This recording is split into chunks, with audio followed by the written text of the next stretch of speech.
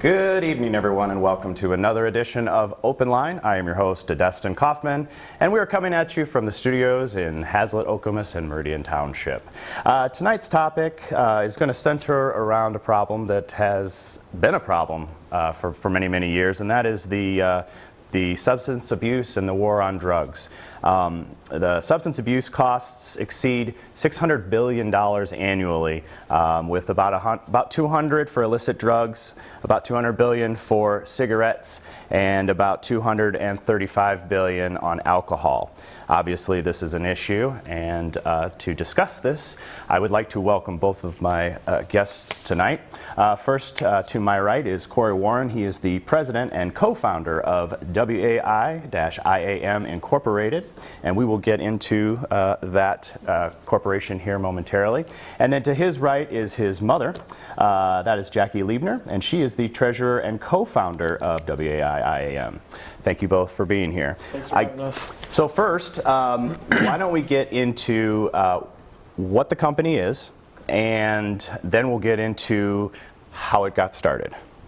Okay, the company, WAI-IAM, we formed this organization to more or less not only help our youth, and what we focus on are some of the underlying issues as to why we ever use drugs and alcohol. So we want to focus a lot on those underlying issues, and we work a lot with the teens in the community, high schools locally. But more or less, we also want to focus on the family members of the ones struggling that might not have anywhere to turn to. So we came together after our own struggles and decided to sit down and kind of design a organization to be able to handle both. Very cool. What's the story behind the name, the moniker? What we did is, when we started to talk about wanting to go out and help people, Corey in his journey looked at wanting to help kids at moments when he was sober in his journey. And when I was kind of finding myself and understanding my parent role, decided that I wanted to help parents. And when we got together, the underlying issue was really people not knowing who they are, and the addict getting lost in not knowing who they are. And we were saying, people have to learn who they are, not only the parent, but the addict. And we're like, well, maybe we should have this program and it'll be, who am I? And I'm like, but who am I? I am me. It's getting to the I am me part. So the acronym comes from who am I am me. Ah, I like it. That's very cool. You mentioned your recovery, so I guess that's probably a good time for us to get into how it all happened and how it came about. So if you'd like to delve into that a little bit, yeah, please do. Well, I talk about the summer before my 9th grade year, and I had a pretty what was catastrophic to me occurrence with the band that I had claimed my identity in when I was in middle school broke up. I lost my identity. I lost who I was as a person. And as the transition into a new school through high school, so trying to find who I am again, going into a new school where I'm nervous, I'm scared, I dove into the first crowd that was able to accept me. I thought that they were really, they liked me for me. And that was the group of individuals who loved to smoke pot, they loved to drink, they loved to party, and I felt a part of something. I felt good about myself and I felt accepted. And that's kind of where the story began, smoking pot. I think most stories do occur with a lot of recovering addicts in smoking pot and drinking. From there, it led to prescription pills. Adderall is pretty common right now, especially in the high schools. To me, it was told that it was going to help me do better in class. It was going to help me do better and focus better. So I felt, how bad could it really be? Right, why wouldn't you? Right, so I started using Adderall. Why wouldn't I use Adderall? It can't be that bad. And then I would use Vicodin to kind of calm myself down from the Adderall. Those two mixed, after using both of those for a couple months, you become physically dependent on the drug. And that's when things really took a turn for the worse and the chaos began, even at home with my mom. Right.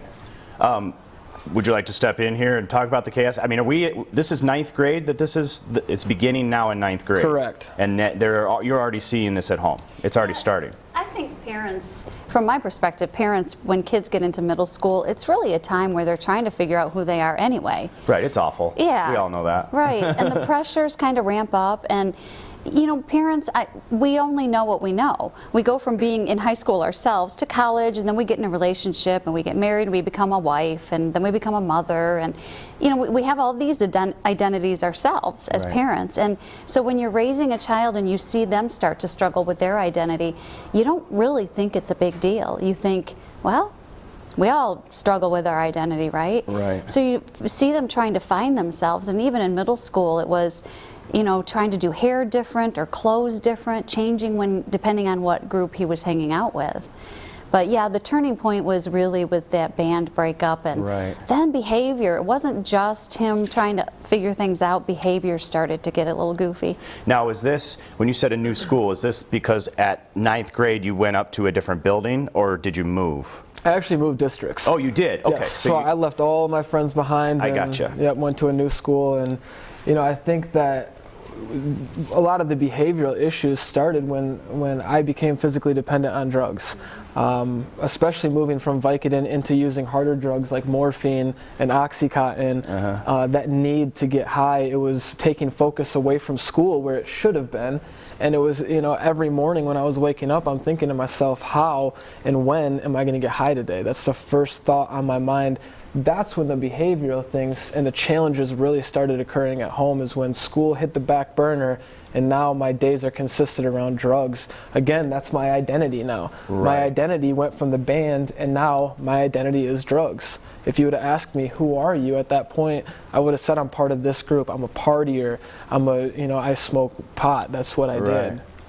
What were some of the first changes that you saw, I mean, that were outside of what you would have normally thought, well, this is just something that my son's going through? It started with more the arguing. And again, now that I look back on it, I can see it. I may have thought that it was just typical. You know, kids argue. They're the teens trying to push to be who themselves and get away from mom and dad always making decisions for them. I remember hearing that he had tried pot, and some of the friends he was with, I could sense that they were using quite a bit, and you hear of it being a gateway drug. Right. Well, there was a side of me, I have to be really honest and say, when I was young, I tried it. Right. So there's, as a parent, in the back of your head, you're thinking, well, I kind of tried it. I didn't care for it, but you know, he'll probably go through that phase himself. Right. But the behaviors, it didn't go from just being frustrated with not fitting in with a crowd, which was early on how I saw him, to where he was just getting kind of mean, and then it gets really erratic as they start using pills. Vicodin is one of those pills that you can get really mean if you don't have it. Okay. I can't take it. It makes me sick when I take it. When I have surgery or whatever, I can't even do it. So I don't know the progressive, but I've heard that you have huge fluctuation in your personality. Right. And when you have the drug, you're more level. When you don't have the drug is when you just get erratic and kind of mean. And so you know, early on you start seeing that, but with the parent of an addict, one of the things that I really think about is everything happens gradually. Had I sat down and written down on a piece of paper every time there was an incident and put it in a binder, those binders would be huge, right? I would probably have 5 binders filled, but you don't. Something happens and you kind of forget about it. So then the next thing happens, you don't really remember. So it seems like it's the first time. So it sneaks up on you in a way. And I wanted to touch on what she said about the erratic behavior, and I got asked the question, well, weren't people noticing? Couldn't you notice? You were in a public school. Weren't your teachers and staff members noticing the behavior changes? That's a good question. And I really wanted to touch on what my mom said. You don't know when I'm actually using the drug. I can have this exact conversation with you, maybe not this exact one, but I can have a conversation where you wouldn't think anything's wrong. I could pull it off. I had to be able to pull that off to maintain my use. So what she said though, the erratic behavior comes from when we don't have the drug. When I need it and I don't have it and I'm physically dependent on it, that's when I get very mean, sometimes physically violent. It's just, that's when the chaos begins. I would like to remind our viewers that this is a call-in show. If you have a question for our panel or you just want to be a part of the discussion, please feel free to do so. You can do that at 349-1232. We are also available on Twitter at HOMTV, and I believe all that information is at the bottom of your screen. So midway through 9th grade, things are starting to change. You're starting to creep the inevitable path and take us to the next big jump into the badness. Right, and then and the next jump for me was starting to use Oxycontin. Okay. That little sense that still wanted to maintain decent grades, that still wanted to put on this show to everybody that things were okay, all of that left. My whole world revolved around getting high. Oxycontin is one of those drugs that it just takes you down. It grabs a hold of you and just drives you right into the ground. With that, you know, there was no more caring about school. I didn't care if I graduated anymore. All I wanted to do was use. So my days were spent around finding money to use and then finding the pills themselves and then using the pills. That was a day-to-day basis. That's all I wanted to do. The band that I had talked about, the music side of me, was gone. I used to love to play sports and I excelled at a lot of sports that I played. It was gone. I had no passion of playing sports again. All of those things that I loved to do, I loved to snowboard.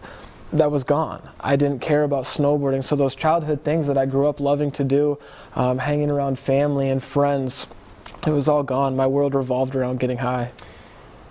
I tend to think that lately prescription pills are becoming much more the issue almost than some of the illicit drugs. What was your process? Did you meet people through school at that point, or your friends at that time, they knew people who could, I mean, because honestly I wouldn't know the first thing about finding something like that. So like, I know you get very clever and you get very, you know, smart and intelligent on finding that stuff, but how did that sort of come around? Well, even when you're using pot, you'd be surprised at how many people that, you know, smoke pot will know of people who have pills, and those people who do have pills will know of people who have worse drugs. So you just get connected, you know, from the beginning. And nowadays it's so easy. I mean, if you go to a party, you're going to find any drug in the book at that party. Yeah. You know, and even into heroin, cocaine, whatever else it looks like, and all the other drugs that are on the streets at this point that, you know, I'm fortunate enough to not have tried. Right. You know, it's scary. It really is scary, and you can get torn down very, very quickly. So now you're using Oxycontin, and you are still in 9th grade at this point? No, this is in my 10th grade year. In your 10th I'm grade a year. sophomore. Okay. So did that give another jump to you as mom? I mean, there had to have been some more clear signs at that point. The clearer signs for me to begin with were sheer exhaustion, because now everything's ramped up, and the struggles that we had, daily trying to get him to school was such a struggle, and the school also just couldn't stand to have him around. They basically said, you know, let's keep him here for 2 hours a day and just get him graduated. In fact, he can't even come back to campus after those 2 hours. Let's just get him graduated. And I talk about it in some of our presentations because from a parent's perspective, we want our kids to be successful, right? Right. And if they're not successful, it's such a reflection on us, whether we want to agree or not. Underlying, that's what we're thinking. And so for me, if I could get him to graduate, at least that would mean I was okay. Right. So I was more concerned about getting him graduated and making sure that he finished than I was really about watching how much his health had deteriorated and how much just everything about him, and the arguments and the chaos at home. I was so happy to give him $20 and say, hey, go, right? He'd be gone with his friends and I wouldn't have to deal with that kind of intensity. Right. And sometimes when you're with an addict, it's so intense that there's such relief when they're just not in the room with you, in the house with you. Absolutely. It's kind of bizarre. And then the school told me that I only need to go 2 hours a day. Like she was saying, I can go the first hour, second hour, and then be done for the day. And you ask also where things got really bad. Well, to a drug user, the school's saying, we don't want you in school for 4 more hours. We want you to go after those first 2 classes. The drug use just escalated at that point. You know, that was like a relief to me. Now I don't have to go to school. I can spend more of my time using. Like, thank you. That was what I was thinking at the time, is thank you. That is very perplexing to me. I'm not going to get into why the school decided to do what they did, Right. but that seems very odd to me. Did they offer to try and get classes? Do you think the school knew what was going on at this point? Yeah, I think they knew. They were aware. Okay. Did they offer to try and find you some sort of a counseling program? I will say that if they did, I wouldn't be. I would not have been there enough mentally to even be able to grasp it. Okay. I didn't care to even hear it, so chances are they may have reached out to me. Okay. I wasn't in a state of mind willing to listen. Okay, so we're in 10th grade, 11th grade. You're going 2 hours a day. Yep. And you're just pushing all your classes into 2 hours. That makes me wonder why are all our schools just 2 hours if you could do it in that amount of time. What's the next step? Well, the next step is, and I talk about this in one of our presentations as well, you know, I'm physically dependent at this point to OxyContin. And I went to one of the guys who was selling to me, and I told him I needed the pills, like I usually did, and he said he didn't have any. And I became very upset, very angry with him, not personally with him, but without, you know, I don't have my drugs. I need my drugs to be able to function. And he said he had the next best thing. Anything that would get me back to feeling normal, I would take at that point. It didn't matter if I knew what it was. If you put something out in front of me and said, try this, I would have tried it. I was desperate for my drug. And that's what happened. He took me in and he pulled out a little line. As cliche as it sounds, you know, to viewers, it was a little line and it looked innocent. And he said, this will take away all your sickness that you're feeling right now. I tried it. And immediately felt better, immediately felt functionable again. I at the time, I loved it. You know, it really was. It was a feeling of relief for me, an escape, and it felt like something better than what OxyContin gave to me. And then I asked him, I said, what was that? And that was when he told me it was heroin. And it kind of blew me away because I'm thinking heroin in my mind and what I was taught growing up was you're laying in a ditch, your arm is falling off, you know, you have a needle stuck in your arm. It was horrible, what I had thought in my mind that heroin was. So when it was this little innocent looking line, it blew me away. And I said, well, how bad can this really be? And I do believe that that's part of the problem even in today's society. How we try to view heroin as this awful drug. Well, when you get to a point like that and you do see it and you do try it, it doesn't seem like there's anything awful or horrible about it. It seems very innocent. And it grabs you, it takes you in. I didn't care about family anymore. My relationships it just didn't matter. My relationship with my mom didn't matter. You know, I would do anything that it took to get my drug at that point. We'll get into a little bit more of the war on drugs, and a little bit later. So your dependence to oxycodone, it's the similar withdrawal issues, like you feel sick and all of that? So at that point you needed something and it didn't matter what it was? Exactly. Okay. After you had tried that, and from my research, and I might be incorrect, but it sounds like heroin is more readily available than the other stuff, the oxycodone or pills. It may or may not be. It seemed like it was a more likely drug of somebody to have. Did you at that point feel you wanted to go back? Or at that point were you just like, well, this is even better? I mean, in other words, was that going to be the only drug at this point? Absolutely. Once I tried that, it was cheaper, for one, which was a score for me. I could get double the amount, and it was, at that time, a better, I shouldn't say better, but it was almost a better high. It was more of a numbing, I guess. You know, I didn't feel feelings anymore. And, you know, sometimes I even hear that quoted today that, you know, it could make somebody who is homeless feel like they have $1 million. And that it's the truth. It really does. You feel like you're on top of the world in a very scary, unrealistic way. Wow. Yeah. Okay, so you take me through graduation. Did you graduate? I did not. And we go into a little bit of the story about what happened, but I eventually got taken to the doctors, and I'll let my mom talk a little bit about this, but she thought I was sick. She thought I might have cancer. I looked very, very bad. I was very pale. I was skinny. My eyes were sunk back into my head. And her thought was, well, my son is sick. I need to get him to a doctor. And for some odd reason, I decided to go. I went. I told the doctor what was going on and kind of rushed out of the room without telling my mom anything, you know. And so I'll kind of let her take you into the ride home. Oh my goodness. Okay. Well, the only thing I remember is that I was asked to leave the room. The doctor went in to have a private conversation with him, and he's 17 years old at the time, and figured it's just because he's a boy. But I was in the waiting room thinking I'd go back to the doctor and he'd tell me what was really going on and what was wrong. And he didn't. Corey just came out and said, "We're out of here." And I'm like, huh? What? What just happened? And really, it was on the ride home. I'm like, well, tell me what happened. And it was so intense because he's angry. He's fiending now, right? He needs something. He needs to get away from me because he's got to go find his drug. And I'm pushing him. Obviously, he's just been to the doctor. And so it was a very ramped up ride, short ride home.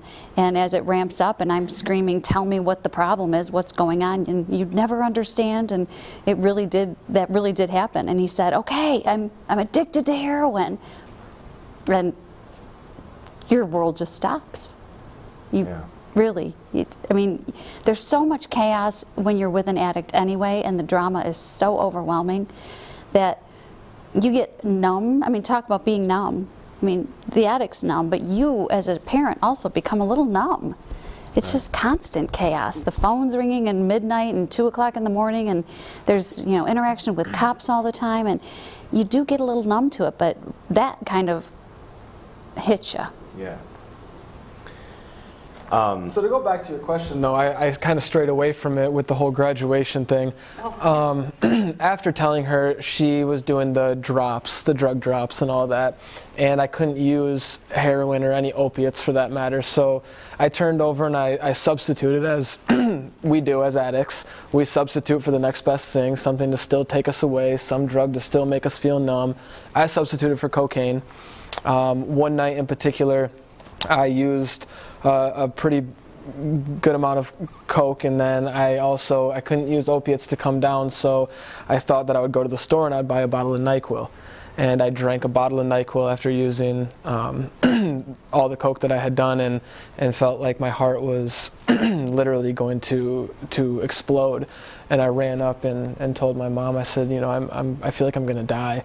And, you know, looking back now, that wasn't the only time that I should have died. There was numerous times that, you know, it's mind-blowing sometimes to even think about the fact that I'm still here. But that night in particular, I had ran up to a room and said, I'm going to die. My heart is going to beat out of my chest. And as a parent who goes through all the drama already, she's thinking, well, it's just another night. Mm-hmm. It's just another night of chaos. So she's not taking it very seriously. One way or another, I managed through the night. She called one of my friends and said, you know, what is he doing? And he said, well, he did a lot of cocaine and then drank a bottle of NyQuil. She sent me to rehab the next day, and I spent, you know, the time that I should have graduated, I spent in rehab, and came out of there when I was 18, and I got my GED, and that's kind of where that landed. And that is where the drug use ended at that point? No. Okay, so we'll get, well, because I mean, and that's kind of where I want to go with it, because it is something that's ongoing, and we chatted about this briefly before the show, that there's that seed is always still in your head. So so you go to rehab, you get your GED, you're feeling on top of the world, like I'm walking straight, I got things together. I'll tell you this, and I actually love talking about this. It's one of the reasons why we started WAI-IAM. My identity, what was taken from me when I lost the band, was now formed in drugs. That was who I was as a person. That's all I knew was drugs. All I knew was that the drama, the chaos, the lifestyle, the going and actually getting the drugs and then using the drugs. That's my identity and who I am as a person. So it's just like if you were to play basketball, if you were to take, all the time playing basketball, the practices, the games, the tournaments, and then the off-season camps. If you take somebody who's been a basketball player all their life out of society for 3 months, even 6 months to a year, and then you put them back in society without doing any work on who that person really is, or trying to get down to some of those root problems, they're going to go back to what they know. They're going to go right back to a basketball court. Right. So even though in my stint in rehab, I wanted to get out and I didn't want to use anymore, I didn't know what else to do. So when I got out, I went back to what was most comfortable for me, using drugs. And they say you kind of pick up where you left off when you relapse, and that's exactly what happened. I went back to the same friends, same places, started off at the point that I left off. The chaos doubled, tripled within months. So, and to even move you forward a little bit more than that, I ended up becoming incarcerated, and it was a pretty long incarceration. 15 months I spent, and when I was sitting in jail, I remember thinking to myself, I said, I never ever want to go back to using drugs. I never want to, and that's heroin, pills, pot, anything. I don't ever want to use drugs again. And I can tell you right now that I never went back on that promise. I promised myself to never use drugs again, and I never did. I never touched drugs. But this is when things really get out of control. Because, yeah, believe it or not. Wow, okay. Believe it or not, because, go ahead. I'm going to jump in and please talk about when he did go to rehab. What happens is the parent goes to rehab, the program he was in, the parent had to go through rehab as well. Right. So we started to learn about our own struggles, the enabling, the codependence, what some of those terms meant. And just like an addict, as an addict's trying to figure out how to not use, we have to figure out how to not enable and not be codependent. Right. Just because we know the words and we know the concepts doesn't mean we know what to do with it. I would argue that that's probably about as hard as his trying to quit the drugs, is to you to figure out how to not do that. Right, right. And so what we were learning is to set boundaries. So when he did he checked himself out of that rehab because he turned 18. Oh, okay. And right. I had enough boundaries to say, you're not coming home. At first, it's one of those things where, I was so strong, he was not coming home. And then slowly you get a little weaker. And slowly you let him come home. And he did get to come home. Right. And, it's those powerful moments. Having a child that's an addict is so intangible, because it's not like they're sitting in the room with you using, right? Right. That doesn't happen. It's just somewhere happening. His behavior changes, but it's not like you witness it. You never have to witness it. And I'll tell you, to this day, and I hope you don't mind me sharing this, one of the most difficult moments, literally moments, it was hard enough hearing he was hooked on heroin. One of the most difficult moments was when I let him come back after this time. And it was a typical weekend. We're cleaning around the house. He's supposed to be helping clean. I didn't realize that he had not only relapsed, but they do so much faster, so much harder, right? Right. So his relapse has taken him so fast down. And I'm just thinking he's going to help with the cleaning. Where are you? Where are you? I'm calling around to him, and I'm looking for him, and I walk into the bathroom with him sticking a needle in his arm. And honest to God, I don't think I have heard guttural screams out of my own body the way I did that day. Yeah. It was so intense. It was so, that the reality, that's the only time I can really tell you that I had it hit me as being so real. Right. So many parents out there, they have kids using all over the place, they don't see it as real. Right. It's a really bizarre concept. Yeah, because it's like it's the ghost in the room. It's not really it. Right. So we'll just continue. So at that point, you realize we're in trouble again, and we've got to figure out how to fix it. But I am going to a counselor at this point. I have at least discovered that I need help. Right. Well, you know, that's the first step. That's what they say, right? Right. My mother-in-law works with a group on codependency. Actually chairs it. So I hear stories and I'm familiar with the idea, and through that I have become accustomed to how hard that actually is from your perspective. It is. What do you do after you come back from wherever you go at that point in shock? What's your next step? I think every parent's next step when they are trying to understand or deal with their child's dependence is to fix them. I have to fix them. And you go into this whole mode of control. You've got to make sure everything is okay in your world. To have your world go completely out of control is just not acceptable. So we always focus on, we've got to stop them, we've got to fix them, we've got to control them. Right. That's so much of what an enabler and codependent does, right? So what we do is they start making really bad decisions and we scoop right in and we take care of their challenges. We don't let them have natural consequences. Corey should have had natural consequences of sitting in a jail and with no car and nowhere to go very early on, and never did. Because I felt like if I just kept him away from me, if I just kept him graduating, if I just kept him, it was going to be okay. We don't realize that we're stopping them from growing up. You're just keeping them We're on just the same track. Exactly. Well, I mean, there are arguments that, because that's such a fine line. You know, you can say, yeah, go ahead and get in trouble and go to jail, but then there are those that get into that cycle of behavior and then are in jails their whole life. So That's right. That's their identity. Right. Yeah. And that becomes a very fine line for the person who is dealing with it.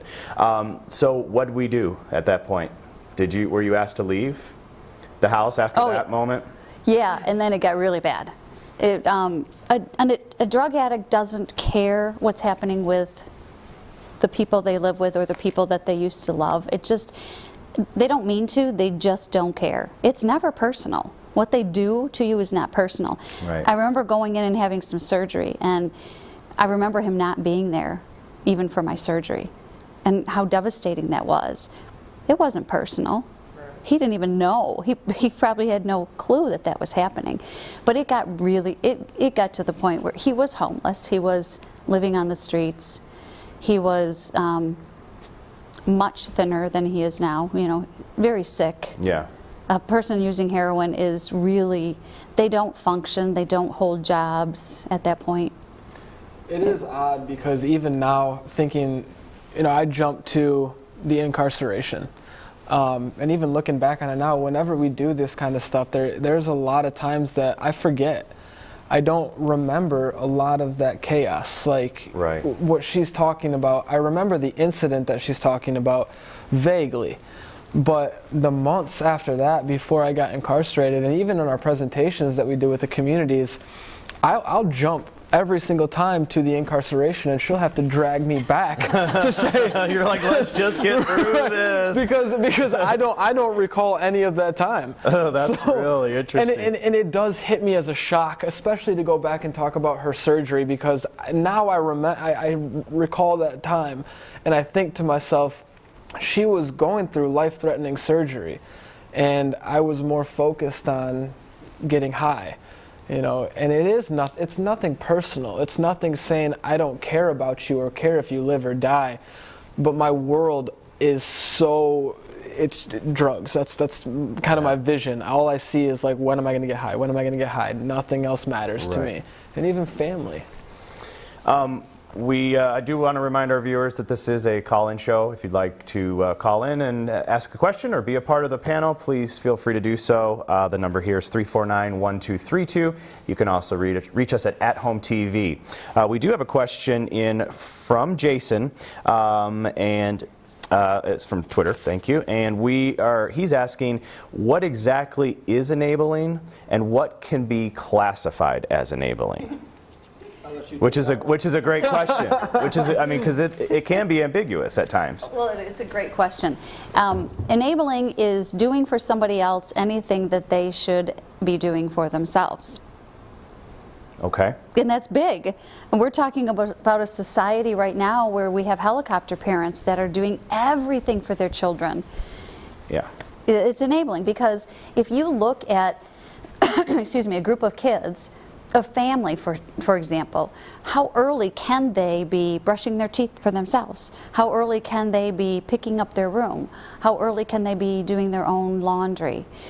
So when we enable, we take care of things, probably because we think we do a better job of it, right? Right. In a way. We've done it longer, Right. you know, sure. We do it faster. We ask them to make the bed and they just don't make it quite right. So that's all enabling. Enabling is not just a term for a process of addiction and a parent in a family of addiction. It's a term for any parent that steps in and does something for a child that stops them from learning how to be self-reliant. That's the key to it. An addict never learns to take their own consequences, and they never learn how to rely on themselves. People keep running in and scooping up and taking care of things for them, at least from our perspective. That's big for us too, especially once my head cleared up a little bit and I got sober, was I didn't know how to live life on my own. I didn't know how to be self-reliant. I didn't know that I could do this stuff myself.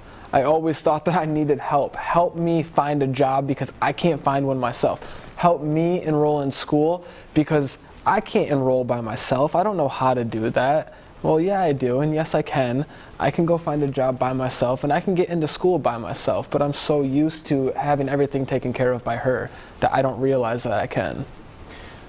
Good question, Jason. Thank you very much for the tweet. Do you feel now, looking back, even before the band broke up, do you carry any personal guilt that maybe I scrambled too many eggs for him? I mean, I know that's extreme, but is it causing you to do that, to go back and say, well, maybe at what point should I have stopped doing this for him? At what point should I have stopped doing this? Because I am recently a parent, okay? So these are all things I'm going to be getting into. But like, how do you know where that line is? And does making an issue about that line, or making a mistake about that line, does that ultimately end up leading to something like this? I think every situation is different, but I can guarantee you that I have to sit and look at my behavior. And yes, I know I could have done a lot different. Do I feel guilty about it? At times I feel like, shoot, I wish I would have known. The truth is, I didn't know. Right. You know, I didn't have anybody out there that could help me when I was struggling. I looked for everything. I went to CODA meetings. I went to Al-Anon meetings. I read Codependent No More. I did a lot of those things. Nothing clicked for me. Right. So it's not that I wasn't searching for how to fix the situation. One of the struggles, though, is I didn't get, when I was always looking at fixing him, I always use this because it wasn't about him. There's three fingers pointing at me. I was concerned with him, but really it was way more about me. Right? So when you are dealing with raising children, in my opinion, you have to look at pushing them to become self-reliant. I was a single mom for most of Corey's life. He didn't have a strong father figure, so the dads in society are the ones that are out there saying, come on, you can do it, try harder, push yourself, right? They push the kids to be self-reliant. The moms are the protectors. We protect our kids. Be careful, honey, don't go further on that monkey bar. Right. Right? Innately, that's what we do. So the fact that I, from a very young age, was protecting him, and then I'm watching him go through pain, so I'm trying to always protect him. It was my nature because I'm a mom. So do I feel bad about it? I think parents do when they look back, but I think it's natural. Right. Hindsight. You know, always 20/20. Okay, so the show is going fast, believe it or not. So you're incarcerated. You make a deal with yourself. I'm done. I'm never going to do drugs again. And I never used drugs again. And that's and it's probably the most eye-opening thing that I think that I personally talk about. I lived at the time about 10 minutes away, 10 minutes away from East Lansing. So I get out of jail, I get enrolled in college, I'm starting to do the college thing, I'm working, and I find myself out at East Lansing around a bunch of people who are loving to drink and they love to party, and East Lansing is known for that. So it is. and so I'm drinking now and I'm partying, and the acceptance that I wanted to feel in high school, I'm feeling accepted, right? So I'm feeling accepted, I'm feeling a part of something, and it's socially acceptable. Right. So I'm getting all the same relief that I was from heroin, all of the same relief, the numbing of the feelings, the feeling a part of, the identity now. Okay. Because my identity went from being a drug user to now I'm a partier, but I can justify that and say now I'm in college. It's okay to drink. It's okay to drink because I'm in school. because that's what we're supposed to do. So I am drinking my life into the ground because I can't just drink like normal people do. I can't have one glass or one beer over dinner and just be done. I want more because I want it to numb myself. I want it to fit in, to be accepted. It's easier for me to communicate at that point with alcohol because I don't know how to. I've never learned how to communicate without drugs or without alcohol. Right. So, and alcohol, because it's socially acceptable, it's so readily available, the commercials are making it look wonderful. Oh, it yeah. looks like a great time. Yeah. You know, and it is literally driving. It took me down a darker, it took me into a worse place than heroin had ever taken me. I couldn't fathom ever being lower than what I was with heroin, and alcohol took me there.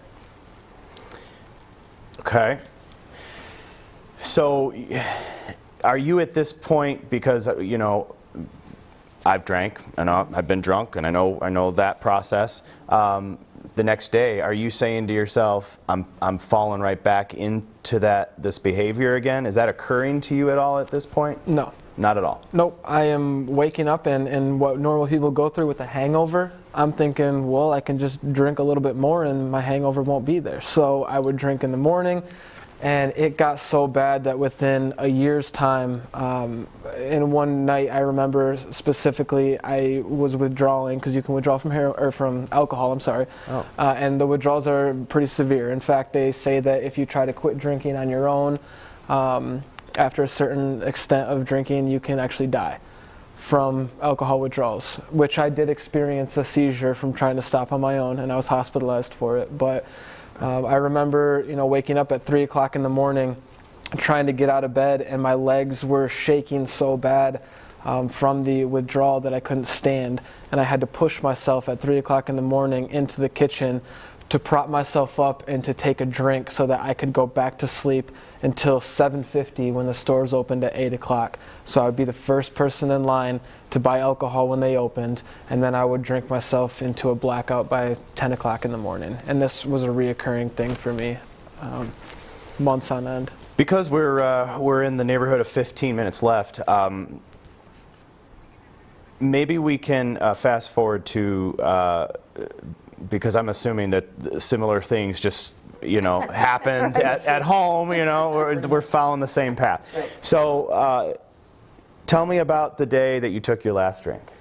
Well, I don't remember a whole lot about the last drink. I remember telling someone who really cared about me and wanted me to go to rehab. I said, if you just go buy me a bottle so that I can drink, I'll go to rehab. And they did. And I had no intentions of going to rehab, but apparently I had drank too much because I did end up going to rehab. And after being in rehab for 3 days going through detox, I ended up staying. I don't know why to this day I ended up staying. I had all the intentions of leaving, but The choice. Yes. To stay. Yep. Oh, okay. They didn't make you stay. No, I was Okay. not court ordered or anything Okay. like that. So I was in rehab, and I remember sitting on the edge of my bed, kind of the enlightening moment, I guess you could say. I was sitting on the edge of my bed, and I was replaying, the past decade of my life, and saying to myself, like, I'll go back to the beginning of the show when I had talked about that kid who loved to snowboard, who loved music, who loved, hanging out with friends, and, me and my mom were always so close growing up. What happened to that person? And I had thought about it over and over, and I spent a lot of time in rehab thinking about that person that I had lost. And the thing, it kept popping up in my head, who is Corey? Who are you anymore? So I made a mission to myself that when I got out, I would spend as long as it took to figure out who I am as a person, and I would dedicate hours every single day to figuring out who I am, and that's what I did. I got out, I immediately, got to work on figuring out who it was that I am, my dreams, my goals, my aspirations, my feelings, my emotions. Me and my mom had no contact at this point. So my mom's over here, I'm over here, and I'm working on who I am. My mom's working on who she is, and then by the time we both became, having these identities back, I guess you could say, who we are again, we came back together, and that's when the magic kind of happened. That I said, hey, I really want to work with kids. I really want to work with teens. I want to get in there, and I want to help them figure out who they are before they before they have to go down the same road that I am, or that I did. Right. And my mom's saying, well, that's funny, because while I'm off on my own little journey, she's saying I'm trying to figure out how to help parents.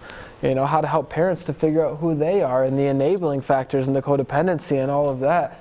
So when we came back together, we said, well, why don't we just, form something and try to help both parties at one time? And that's kind of when the whole, what would it be called? Who am I? Well, I am me, and that's kind of where it all began. That is super, super cool. We do have a caller. It is Sarah, and she's calling from North Carolina. Sarah, can you hear us? I can. Okay, very good. Thanks for calling in. What's your question? I have a question for both Corey and Jackie. What advice do you have for family members in order to reach out to their loved ones? When you're watching someone you love use drugs or alcohol, what are some ideas you have for family members to help them? Very good, Sarah. Thank you for the call. It's interesting, because I'm sure my family struggled a lot. I have a large family, a lot of sisters, and oftentimes they would say, I never brought it up because I didn't want it to be painful for you. I never talked about it. I never knew what to say. I think it is really difficult for family members to know how to approach somebody that is in the throes of that struggle. I can say that the best thing for anybody to do is to make it not such a bad thing. Like, it's almost like somebody having cancer. Do you not talk to them about it, or do you just be practical and talk about it and give them that venue to speak? Right. So as a family member, to give them that space that they feel okay. It doesn't have to be my identity that my son's an addict. Right. But to feel that somebody cares enough, or for them to reach out and simply say, is there any way I can help you? For them to turn around and try and fix me or tell me what I should do is a little confusing, because I already don't know, and I'm already so baffled. But right. I think that's a great question. I think the best thing is just to be there and to listen and give them a space. That's good. And I think that also once you establish the communication, then you can start also looking for points that will help you maybe get into ways of helping him. Because if you're talking about it, at least there's a sharing of ideas. That's right. Good question. Yep. Good question, Sarah. Thank you. We also have a Twitter question, and that is from Michelle. Thank you, Michelle. How has your situation affected the relationships you carried with the people, and how do you cope with that loss? I'm assuming the people that you did drugs with is what I'm assuming, that your relationships you carried with those people, and how do you cope with that? Oh, good question. Well, you kind of form this bond with those people throughout the years of using, and there's no easy way to put it. When you decide to make that change in your life, to live a healthy life and to live a better life for yourself, there are some ties that you have to cut in order to stay healthy. You hope and you pray that by you setting the example, by you doing the next right thing, and kind of being the leader that some of the old people that used to hang around, especially those close friends, that they kind of decide to tag along, and I can reassure you that they do tag along, and that has been my personal experience. And I've had many friends of mine that I did have to kind of cut off, for lack of better words. They have reached out to me since then and said, hey, I'd like to get my life on track. I could use some guidance. So it's a beautiful thing. It does get better. That is awesome to hear, because I was fully expecting you to say that they were just like, c'est la vie, and kept on their path. Everybody can change. Yeah, that's awesome. We actually have another call. Brandon from Lansing. Can you hear us? Brandon, hello? Well, we'll come back to you, Brandon. Hang tight if you can hear me.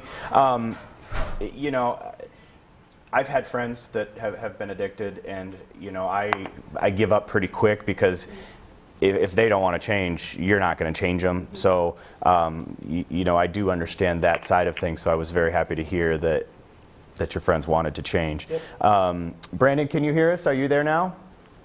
Not yet. Okay. All right. We got about 8 to 10 minutes left. For someone who may suspect that their child is slowly going down that path, are there any broad signs that, looking back now, you could say that could be something that's a little off, or that might have been a sign that he was starting to do something like that? Do you have any of those pointers? Yes and no, because like I said, yes, I knew he had tried some things. Right. And I think nowadays what I would say to parents is you've got to take it a lot more seriously. When they talk about pot being a gateway drug, I really think one of the things that they're saying is pot is the gateway to numbing who they are and what they feel. And that's what parents need to know. Right. It's not necessarily a gateway drug they're going to go out and use every other drug. What it's saying is if your child is struggling with emotions and feelings and wanting to numb and escape from it, you see those signs. Right. You see those signs of them not really being comfortable, being upset. It's about learning that it's okay to be upset, finding ways to manage feelings and emotions so that once you do are presented with using, you're not trying to numb yourself and run from anything, right? Right. That's a big change. I knew he was trying to run from things. Yeah. It's too bad because we never even got into, we got about 5 minutes left, and we're not even going to be able to get into, the legalization of marijuana in some states and all of that, because I mean that's an entirely different show. But we did get Brendan's question, so I'm going to go ahead and just ask it. He wanted to know if you regret any of your decisions as far as when you were using outside of the obvious.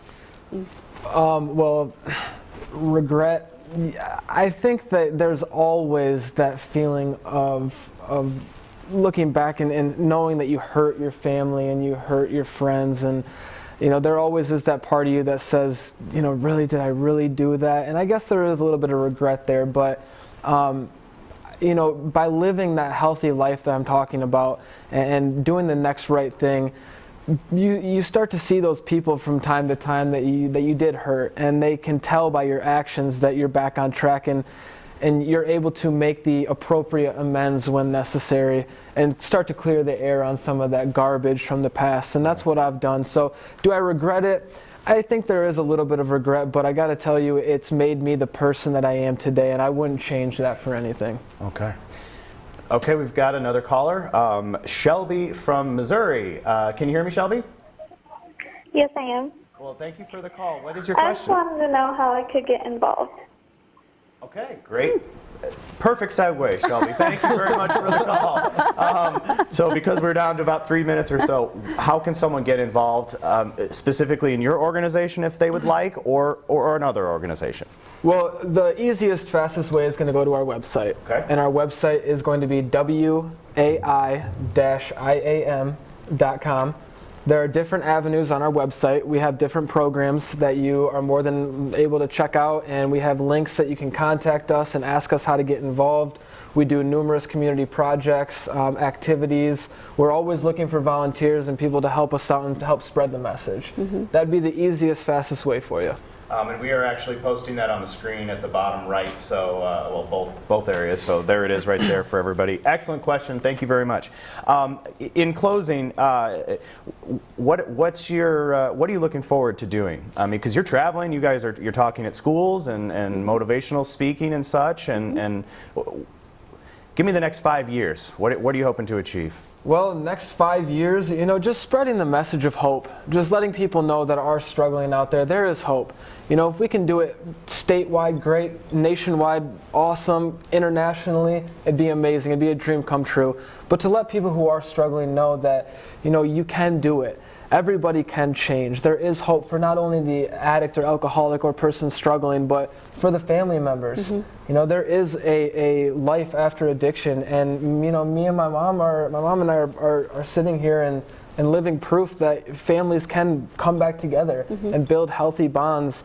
You know, and the relationship that we have today is just incredible. So there is hope out there for anybody who's listening who is struggling.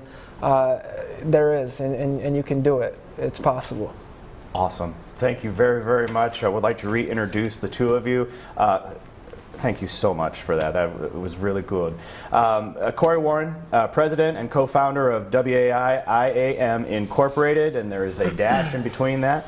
And then, of course, his mother, Jacque Liebner, treasurer and co-founder of the same company. Thank you both for being here. Very inspirational. Thank you so really much. Appreciate Thank it. you. We'd like to thank it. all of our viewers and callers and tweeters. Thanks for being a part of the show. And as always, if you have any questions, you can contact Home TV or my guest website as well. Thank you very much for being here. We'll see you next time.